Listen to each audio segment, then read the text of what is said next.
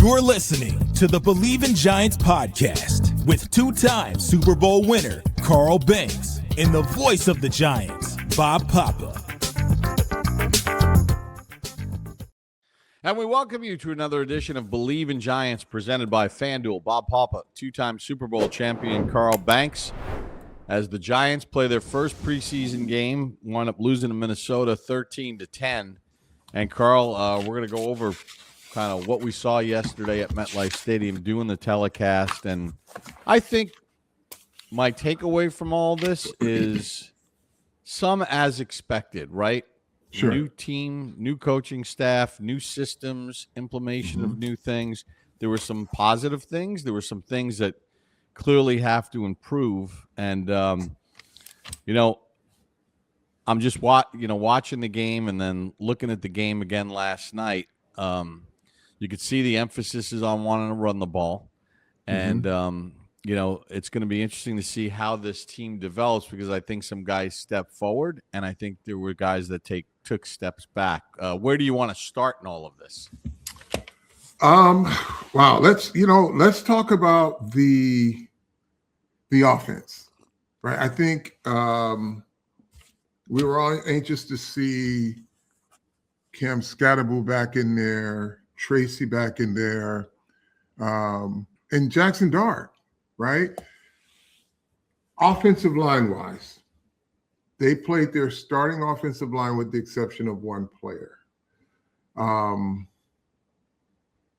thought they did okay running the football. They had some success, but I don't think it was what they needed in terms of average per carry. I'm not sure where they landed, but it wasn't very high. Maybe right around 4 yards. Well, no, not really. It was Scatterbull was 4 for 19, 4.8 a pop. His long was 7. He looked good. Mm-hmm. Gray kind of, 2.5. Miller 2.8. Tracy 2 carries for 5 yards, 2.5. Singletary 3 carries for a yard. So no, the number was not what they were looking for. No, they're probably right around 3 yards a carry. Less when you throw in Jameis's run. Yeah, 2 runs, it goes down to 2.6. Yeah, so that's got to get better. But did you see them move people? Now, again, Bob, and I think Phil made this point also, they weren't scripting a lot of plays. They weren't game planning for what Minnesota was doing. Clearly, Minnesota had things that they wanted to achieve with their defense. That's why they had their first team in for a very long time. And that's football, right? Coaches want to get their players ready the way they want to get their players ready. Are you playing a game with one hand tied behind your back if you don't game plan for the other guy? Well, that's preseason. You want to see what you want to see from your guys. And then as coaches, okay, we can game plan this. I just wanted to see how you would do in these situations. CeCe Malinois, pass protected well. Run blocked okay, better than okay. He had some good ones and he had some that weren't so good. But the one that's the most glaring that just could never happen is you get your quarterback killed. With a clean shot. You gotta make sure that the communication is right between the tackle, the back, and quarterback so that they know who has who and the guy doesn't get a running start and just cream your quarterback. Yeah, and just looking by Tracy's body language, and as I was driving to the airport, I was listening to Coach Harbaugh's press conference about that, and and just I think everybody felt bad, including Tracy. I think that's one of those things where he's supposed to scan, and it looked like he got a half step wide and then couldn't recover based on the speed of the blitzer, and he got whipped. Like that cannot happen, right? I mean, Right. that's the kind of stuff that you would expect a player now in his third year who's gotten, plenty of snaps to not make that mistake. And, that was unfortunate. Then Jackson Dart goes down. I know after the game he talked about the fact that he was annoyed that every time he takes a hit, they're going to send him to the blue tent. Well, the league's got to do their job, right, as far as trying to protect players. And based on the stuff that went on last year, it's like anything else. I mean, they might be a little bit overly cautious with him as opposed to some other quarterbacks because of all the things that went on last year. So they were just doing their job. He got the wind knocked out of him, but it's one of those learning experiences. Let's put it that way. Yeah, there is a justifiable blue tent bias. And the thing that if I had to coach Jackson Dart on, like, let's just say I was a Hollywood stunt man coach, every hit doesn't have to look like you're dead. That's part of why they do that. Like every time he takes a hit, he throws his arms out like he's about to make a snow angel. He just lays there. I was like, sometimes you got to move around a little bit to convince them that it ain't, you're not, knocked out. But he just lays there sometimes. I'm like, you gotta kind of convince them that it ain't what they suspect it is. And there's another quarterback I used to talk about. One quarterback got sacked, the ugliest of any quarterback I've known. It was Ron Jaworski. I mean, you get him, he's just flailing, and it's just like he was the ugliest. He took the ugliest sacks, no matter how hard they were, how not vicious they were. He was just, Jackson's got to learn when he gets hit, kind of sell that it's not your head type thing, but he'll learn. But the league, like you said, as much as stuff went on last year, there's a justifiable bias, but he can change that by not laying there like he's been shot every time he gets hit, even though he took a big shot on that one. Some of the other things I think, we saw how they're going to use Isaiah Likely. He had a couple of nice catches. Really good. Obviously Malachi Fields, remember when we had his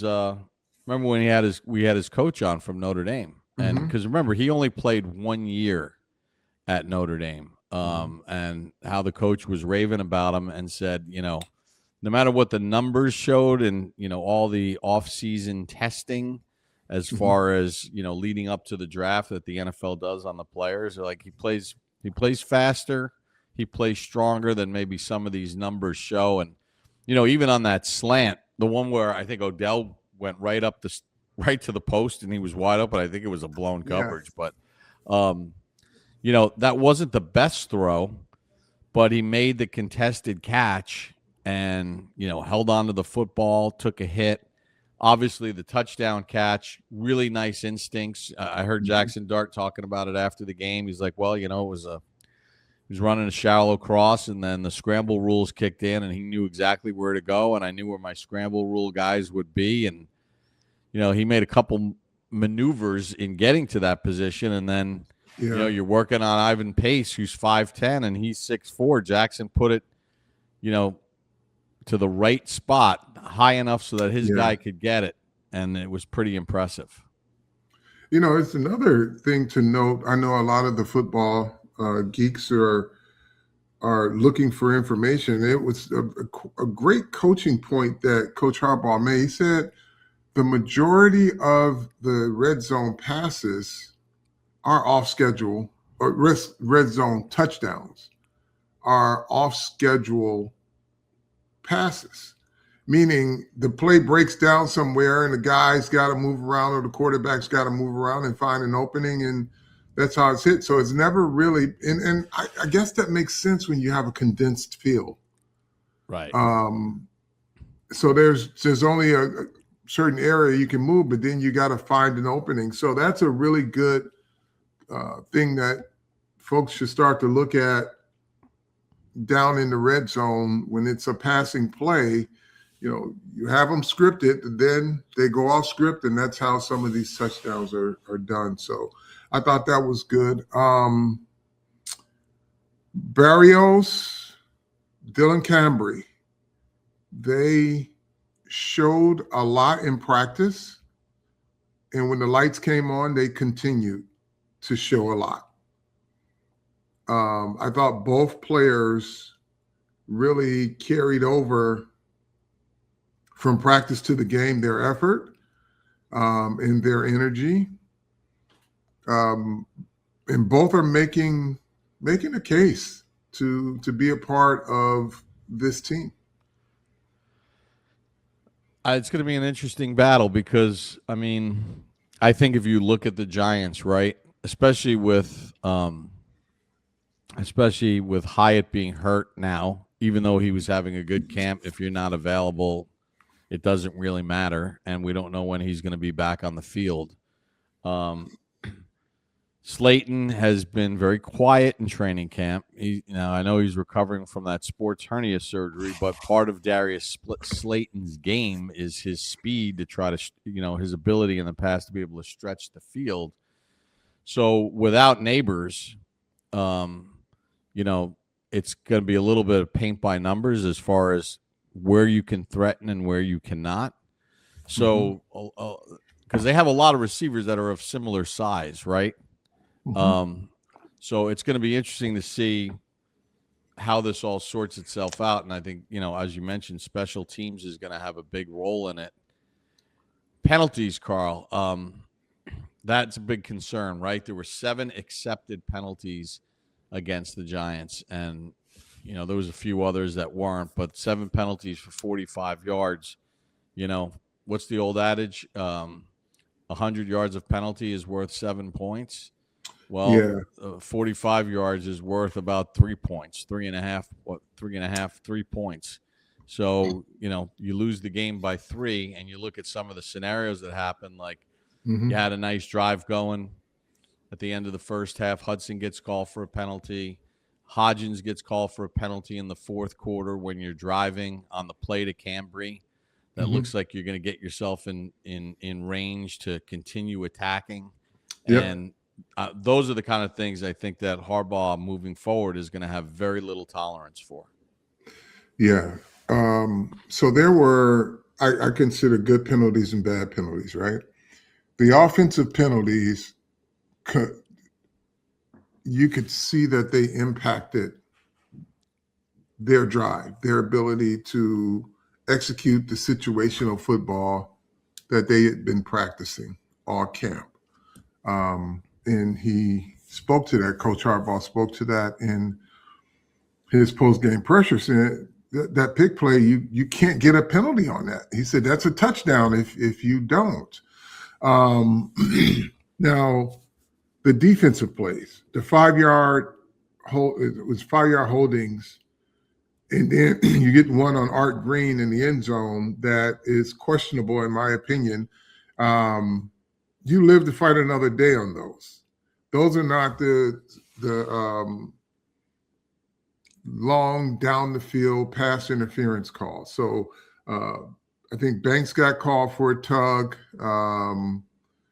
Green and someone else. But they're playing aggressive style deep coverage.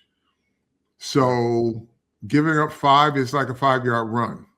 Giving up 45 is the things that are debilitating. So you have to look at, and they'll have to explain to us what's acceptable within their defense. Obviously, they don't want to give up any, but if you're giving up a 5-yard penalty for tugging jersey, you live to fight another day, but nothing's over the top. And I think that's kind of where they were. Beautiful play by Tyler Nubin, getting, showing his range, showing that he's got these angles, things covered, so I was good to see that. I thought the safety play was good throughout the groupings. Where Yeah, I I do mean, go ahead. I'm sorry. yeah, no, I was just going to say, like, I know that we don't know who's going to make the team or not, but it's like they had 3rd and 10 at the Giants 11, right? And the Giants are winning 10-6, and Corey Black gets called for defensive pass interference in the end zone. So now they put the ball at the 1. But after you had done a good job on 1st and 2nd down, right? Because you got them in 3rd and 10 at the 11. And then, so now it's 1st and goal at the 1. Good run defense. Caleb Murphy makes a nice play. Then on 2nd and goal at the 1, Jack Kelly, they wound up losing a half yard on that play. And you're like, all right, look, kind of tightening up. And then, you got 3rd and goal at the 1, and they throw it to Fleming, and now Art Green gets called for it in the end zone. Like, in the regular season, that stuff is going to cost. Well, it cost them a game in the preseason because on the next play, Price goes in for a touchdown, and next thing you know, you're trailing in the game. Like, those are the little things that can happen because it's not like the coverage wasn't good on those plays either. Right. I think when you're close in your coverage, I think they can clean those things up. We just kind of moved into this defensive side of the things, but I think the most alarming and concerning aspect of defense for me is still their run defense. Sure, your Shelby and DJ Reader did not start the game, nor did Tremaine Edmonds. They didn't play at all. So that's 3 out of 11 players that were not your starters. And the first group, they gave up an average of 7.2 yards before the fourth quarter was over with. Now, that average went down to 4.1 on the game, but first play of the game, boom, right at Thibodeau, gets the edge. It's out the gate. I believe that was Thibodeau. And then they start gashing them right in the middle of the defense. It was kind of like, let's see if they've addressed it. So to say, well, Harris and Reader and Edmonds weren't in the game, that happens. Like, there's rotation. Those bigs don't play 100% of the plays. So the players that are in there, you're expected to do a good job, maybe not as great as Harris and Reader, but I think the mandate would be no run should average more than X yards per attempt. They didn't hold up. Darius Alexander was inconsistent. It was good work for him. He did some good things, and he showed why he has to continue to work to get better. Fotu and Tupou, inconsistent. Are they hold the fort guys, or are they counting on to do more than just, hold the fort or hold the rope until those other guys get a breather? But the one thing you have to avoid if you're a defensive lineman, because the other teams watch too, that when you come in, the opponent is emboldened to do against you what they wouldn't do if Reader or Shelby are in the game.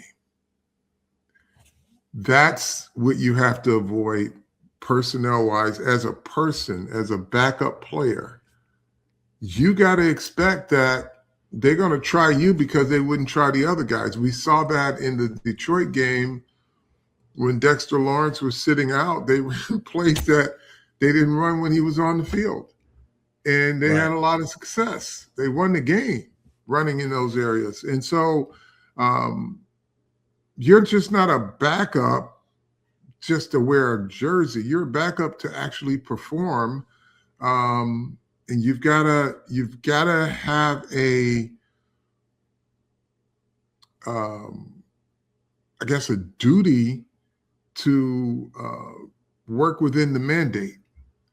If the mandate is, hey, we are not allowing any runners X amount of yardage, if it's, per carry, we can't give up a 12-yard run or a 15-yard run. And what are you going to do when your best players are out of the game? Obviously, there's some coaching things you can do. Add 3 safeties, it puts another guy down in the box or whatever, but you don't want to have to do that. You've got big players in there that have to do a job. And I don't think Fotu and Tupou were just brought in as hold the fort guys. They're rotation guys. So when you rotate in, it cannot be an invitation for the opponent to do what they wouldn't do against the guys that were in there. And then 91 has to be better consistently. They're going to pick on him when he's in there with Reeder and Shelby because he's the lesser of the other 2 evils.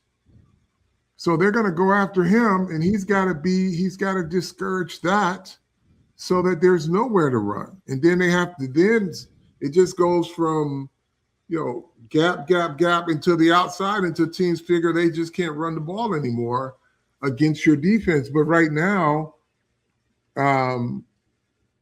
they can catch a run on the edge, which I thought Giants defense came out, I want to say unprepared, but sleeping.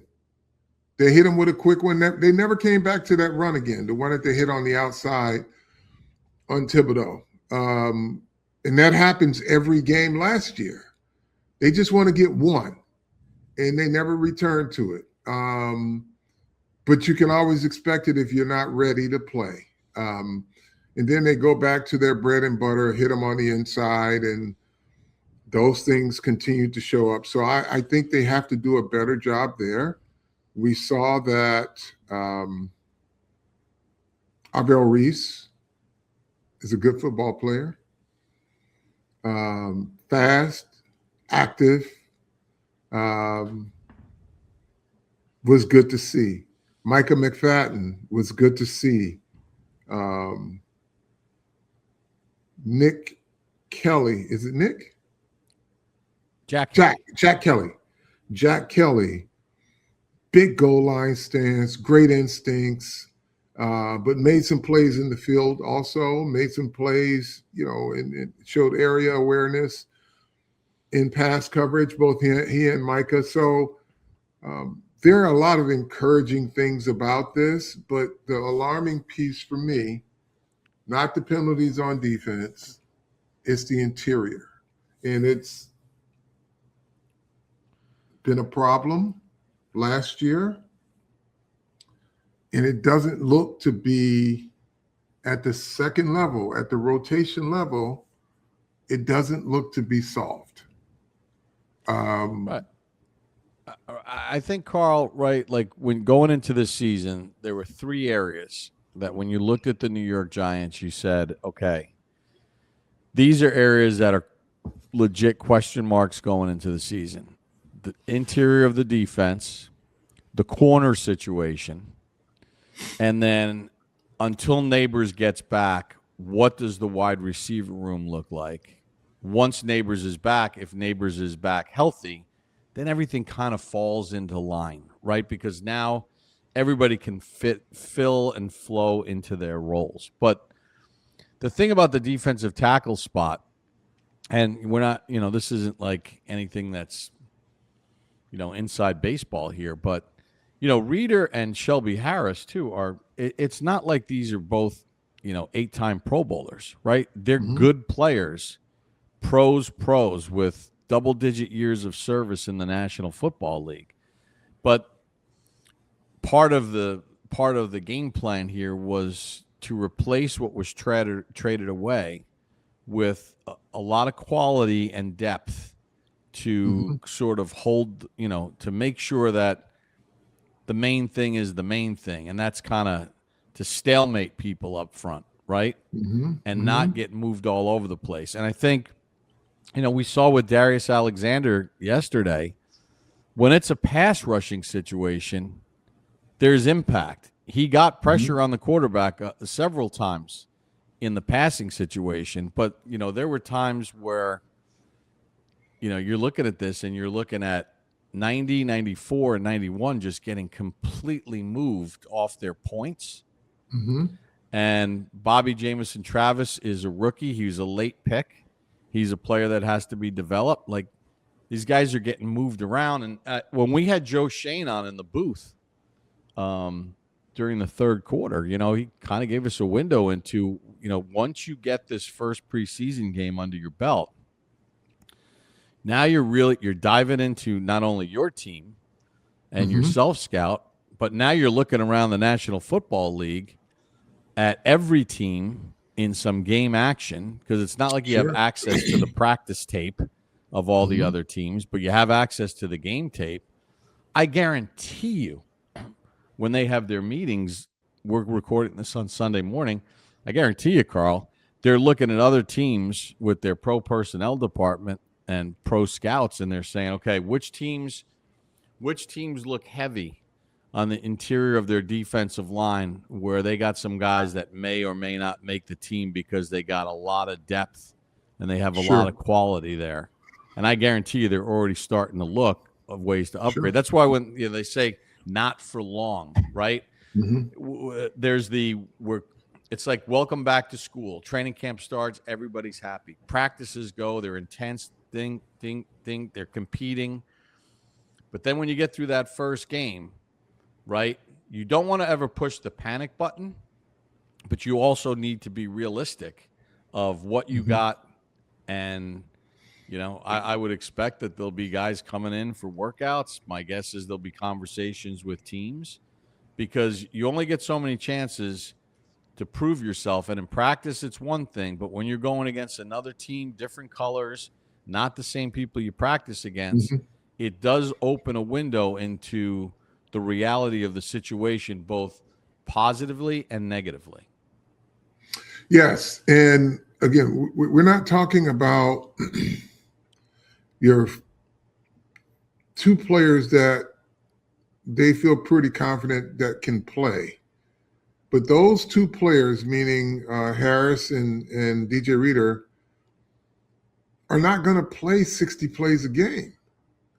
And you cannot burden your defense every time you have to rotate players in after those guys are out for a breather. You can't burden your coordinator. You can't burden your play calling to impact 9 other guys when you got 2 backups in there that you're not comfortable with. And then, listen, we know Alexander's a better player when Harris and Reader in there, but he's not consistent. So even when those 2 guys are in, they're going to pick on him until he becomes consistently better. Now, if he's in and then they got 2 rotational guys in with him, which was the case yesterday, he didn't stand out anymore on a consistent basis. I'm not crapping on the guy, but again, we're not breaking state secrets here. 91 has to become more consistent. I think his coaches tell him that. I think he knows that, right? He's a really good player in pass rush. He's got to be better in his run defense. The defense depends on his and all of their ability to stop the run. They've got too much talent to get after the passer to not be able to stop the run. They've got to be able to do that so that they can get into these pass rush situations. But, that first drive of the game, they had no shot at getting after the passer because they were running the ball right through the defense. And so Bobby Jamison Travis, he's a work in progress. If you have to depend on him for week one as a rotational player, they did not get enough good players. He had a couple good reps, but he can't. I don't think he can stack series yet. Just trying to figure it all out. And so this was valuable time for him in the game. He'll continue to work at that. I'm sure against Miami, it's going to be a lot more of that.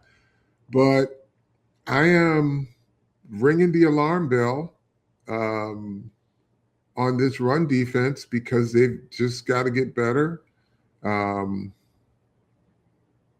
Like you said, with Shelby Harris and DJ Reader, we know what they can do, but they're counted on, how do I say this? This defense versus the run has to hit a number, right? Sure. Whether that number is 4 yards a carry, 3.9 yards a carry, 4.5 yards a carry. They know what that acceptable number is, right? They're not counted on for, the next level run defender stuff like tackles for loss. Or I know they're not going to attempt to run at this guy because it's going to be a loss of 4 yards. Those are some of the things that you could literally count on when Dexter Lawrence was a giant and at his best, right? It's a losing proposition. Now let's just hit our number, right? If our number, I don't care who's in here, this is our number. This is acceptable. They get 3 yards on the carry, we're winning, right? They get 4 or 5 yards on the carry, we're losing. And that's where they have to be right now. Their greatness is on the outside and at the second level of this defense. Those guys in front of them, their job is to keep those guys free, meaning Tremaine Edmonds and Arvell Reese. Whatever this number is, in business, they call it for the quarter. If you miss your number for the quarter, you get screamed at. They've got to hit their number every week, whatever that number is. And I'm sure Coach Wilson has posted it and said, this is the number we have to hold teams to rushing the football. They're not there with key players at the rotation level. You can't perform like they did yesterday because you don't want to always have to stunt or make all of these other calls because then it takes away from what you can do with your skilled players. He's got his corners and his safeties in a good space. They're aggressive. But if your weakness is the interior of your defense, you have no shot. No shot of taking advantage of the best players on your football team. Yeah, and I go back. I'll give you just some other things that I wanted to see that I didn't see, right? And I guess that Isaiah Hodgins penalty really bothers me because it's 3rd and 5 at the 36. There's 3:17 to go in the game. And he gets 11 yards. It's a first down, right? It's going to be 1st and 10 at the 25-yard line.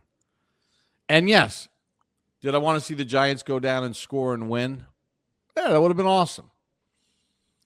But Brandon Allen is not, knock on wood, is not going to be playing any regular season games. And some of the guys that were on the field at that point, whoever may have scored the winning touchdown, probably not going to be on the team.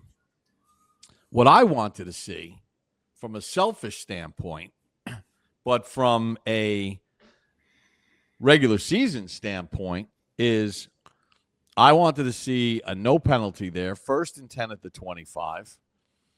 Maybe move the ball down the field some more. Maybe take a loss or whatever the case might be. And now have Dominic Zavada coming out to try to kick a 48-yard field goal to tie the game, or a 51-yard. Like, I was almost hoping that the first down was going to stand. And I wasn't really necessarily hoping for a touchdown in that scenario. Even on the 3rd and 15, I wish they would have gotten some more yardage. They only got 2 yards on the pass play to Hodgins. But what I wanted to see more than anything else, because Ben Sauls at the end of the first half got a chance to kick the football. Because remember, the end of the first half, in the regular season, they're playing that end of the first half differently. I think they purposely played the end of the first half and let the clock wind down for the specific reason of having Sauls go out there and kick a pressure field goal.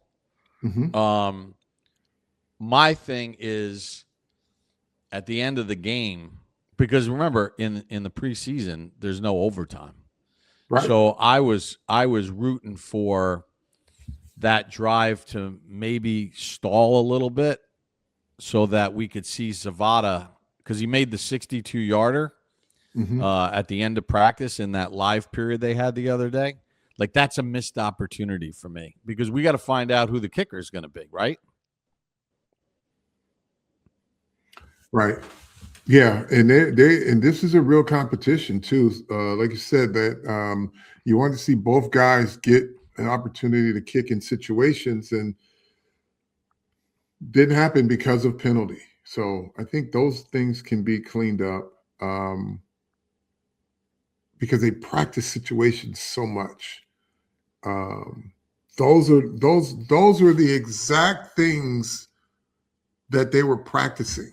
You know, that 10 minutes at the end of the practice, or, you know, many times at Greenbrier, they had what they call coming out drills or going in drills, or not drills, or just periods, where defense is up protecting the league and the offense has to get down the field, right? And they start basically with their heels on the goal line and see where they could get, just so they can get the kicker in range. And defensively, you've got to make calls to prevent that. And offensively, you got to make calls at some point to get the ball in range for your kicker. Those scenarios kind of played themselves out in the first preseason game. So what it tells you is that this coaching staff has a clue. They understand how these things play out. Now, they can coach to these exact scenarios now that they've had penalties that prevented them from achieving what they wanted. But like, when they are putting these scenarios scripted in practice, and then you go into a game and it's playing out similar to what they were practicing, your coach has got a clue on how to win football games. Your job is to not screw it up when you get in game situations, because they've been preparing you for these types of things. That's what I love about this coaching staff and how they're preparing their players, because the things we've been watching in practice played out in the game. Right. Pretty much. And it wasn't walk through and talk through in practice. They start the clock and they run it, right? And it's exactly how it played out in the game. And so now it's all about the execution. I guess one last note on me in terms of personnel. Odell Beckham's got the assignment. He knows the assignment. You know, he probably would have had 2 touchdowns with a quarterback who had any situational awareness. Allen, and again, I'm not knocking. He's trying to get the job done. But if there's a guy on the field named Odell Beckham and another guy, I think and I say guy, I think situationally, the guy who gives you the best chance for completion, especially if you're reading how the defense is playing, is Odell Beckham. And then you had another one, you just missed it, where it was a walk-in touchdown. Like you say, you think it's a blown coverage. There are a few coverages that were very favorable to Allen if he had read them correctly. Like on the one single coverage on Odell Beckham running down the sideline by the Giants bench, they moved two safeties on. By the time the play had developed, both safeties were on the far hash. There was no help, and if Odell gets his guy, which he did by 2 steps, you let that fly. That's a walk-in touchdown. The other one, for whatever reason, and this is feast or famine of this Minnesota defense, they hope you don't catch them. You know, they had another one. They had 3 guys running. One's running free, meaning Odell Beckham. There's no safety in the field. Right. So right, yeah. I think in that one it was a 3rd down. I think his read was just he was going to get the first down and he had it and he hit it. And again, Phil Simms broke it down perfectly on TV. I mean, at the snap, the safeties immediately started to roll toward Miller's side. And you know, I believe what Phil said during the telecast, right? Like, you know, that's, you know, he is a quarterback. That's the first thing he reads. He goes, the safeties are telling you everything that's happening in that situation. Right. But again, I don't want to belabor the point too much on. Well, here's Brandon the thing. Allen.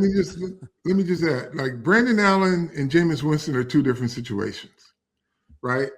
The walk-in for Odell with Jameis is in the game.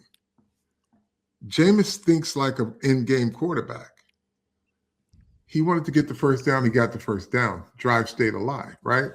Now, situationally, if he's looking in their game planning, he gets that Odell. He's throwing that to Odell.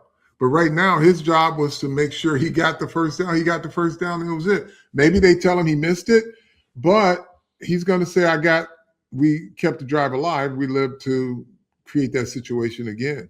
So it was a missed opportunity, but they kept the drive alive. But the other one, and again, Allen is trying to make the team, and, you know, you got to have a little situational awareness.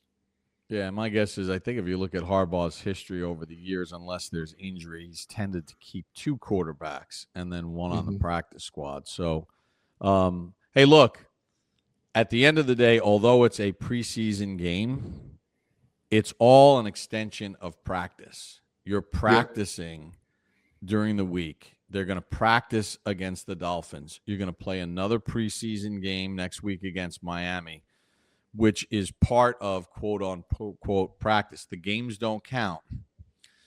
You want to see improvement because you're building toward Dallas in week 1. So, like, I don't get too wrapped up in all of the, you know, some of the negative stuff or whatever. I mean, I think that the interior defensive line stuff is a legitimate thing of concern. And how they tighten that up, what kind of improvement players make, or do they find other players? But I would expect that this week the temperature goes up. And I think not only are they coming to Miami to play practice against the Dolphins, where the temperature obviously will be up. August in Florida tends to be a little sticky. Yeah. And then they're going to play a game at 4:00 on Saturday in tough conditions. I'm sure Miami will have the Giants wearing their blue again in the heat, but you know, the evaluations continue. So I think this might be one of the biggest weeks for these guys, these guys that we talked about. It definitely is. And as we trend towards Dallas, areas that I like the direction of this defensive backfield. I like that. I think they're trending in the right direction.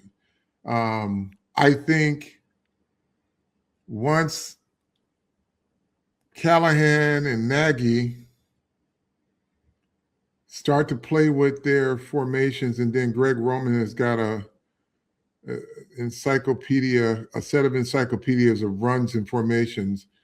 I think the run game, I just to see them move people off the ball with the basics, I'm encouraged that they're going to trend the right direction running the football. They're moving people off their spot. So I think when they start the game plan, they'll run the ball better. Evan Neal, like their backup offensive linemen, guys that got Izudu got in the game. There were a lot of guys that got in the game. And I think there was a consistency in the offensive line play.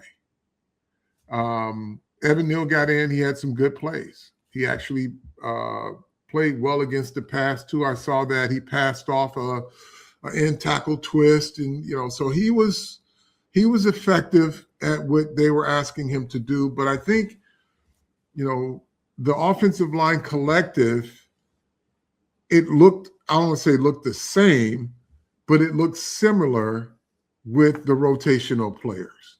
So I think they're headed and trending in the right direction. And I know that with, like I said, with Greg Roman and Matt Nagy, they can, they got a few tricks up their sleeve in terms of how they block folks and schemes and formations and shifts and things of that nature. As long as the guys can move the guys in front of them, and that I saw. The thing that you can't trick is guys who can't stop being moved, meaning your interior line. I just, maybe I'm too much of an alarmist, but I'm traumatized by what happened last year. And I just need to see a little more consistency from those guys. And I think as big of a fan as I am of Darius Alexander, because he's a super talented dude, he's just got to continue to work to get better. They're counting on him to take the next step. And, in practice, he's looked great. In the game, he was inconsistent. And I think they need him to be consistent against the run. He's an asset. He's a big, strong, long-armed. Oh, and Chauncey Golston had a good game too, by the way. Yeah. But Darius Alexander is is the focus in terms of the guy who can take the next step. It's just a matter of consistency. But the other two guys, whoever those guys are that are subbing in for Shelby Harris and DJ Reader, you got a number to hit. Whatever that number is, you got to hold to that number, because teams, the other guys get paid too. The other coaches get paid. And when they see the rotation players come in, they flip a page in their playbook and say, run this or run that. The thing with Darius Alexander, and I'm going to say this today to your edge players too, come ready to play, because all they need is one. They need to hit one big one on you. Kayvon Thibodeau, come ready to play on that first play of the game. It's a play y'all saw last year, but they only run it once or twice a game. And they ran it for a big play. It got themselves in position to score. Alexander, this is what they're going to do to you. They know you're good when you can be good. You have to be consistently good so that you discourage them from those types of one-off plays, right? And then across the board, those interior three. I'm sorry, folks. Yes, I'm an alarmist. I'm traumatized. But there's a number they've got to hit. The better players on this defense are counting on you just to hold the fort. Just hold the rope. Let them do what they do. You will get the glory, because they will tout your praises every time they make a play. They're going to say the guys in front of me made this possible. But you just got to keep going. Keep going. Bobby Jamison, Travis, there were some things. You showed promise, but you got a ways to go too. That's what I got. My biggest alarm is this defense, interior. All right, well, we'll be back later in the week. We'll be in Miami. We'll be at the practice. I don't know. We'll talk with our producer, Lindsay, maybe from the hotel Thursday night. We throw one up live, right? We'll figure it out. Like that. So looking forward to this week. This is a very important week. Carl, how do we like to end this thing? Tell a friend to tell a friend. Believe in Giants.